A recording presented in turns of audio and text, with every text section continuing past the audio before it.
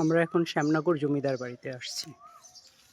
এই সেই শ্যামনগর জমিদার বাড়ি কালের বিবর্তনে এখন হারিয়ে যেতে বসেছে, কোনো রক্ষণাবেক্ষণ নাই। এই সেই শ্যামনগর জমিদার বাড়ি আপনারা দেখতে পাচ্ছেন।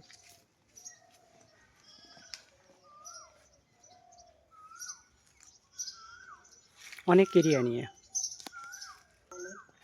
এই যেটা দেখতে পাচ্ছেন, এটা বিচ্ছিন্ন একটা জমিদার বাড়ির বিচ্ছিন্ন একটা কক্ষ। এখানে শোনা যায় যে যাদের বিভিন্ন দণ্ডে দণ্ডিত করা হতো তাদেরকে এখানে এসে বিভিন্ন ধরনের শাস্তির ব্যবস্থা করা হতো। এই সেই জমিদার বাড়ির পাশেই, একদম বাড়ির পাশেই এই কক্ষটি গড়ে উঠেছে। এই কক্ষতে থাকতো, যেটা শোনা যায় এখানে, যে এখানে দাসী বান্দিরা থাকতো। আবার এইখানেই এই পাশেই তৈরি হয়েছিল সেই যাদেরকে শাস্তি দেওয়া হতো, হ্যাঁ, কারাঘর উপরে এবং নিচে তাদেরকে শাস্তি দেওয়া হতো। এটা সাতক্ষীরা জমিদার বাড়ি হিসেবে পরিচিত।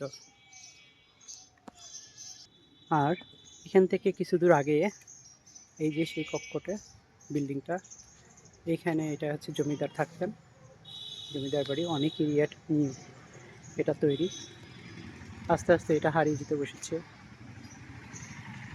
খুবই বাজে অবস্থা, যারা জীর্ণ অবস্থায় পড়ে আছে।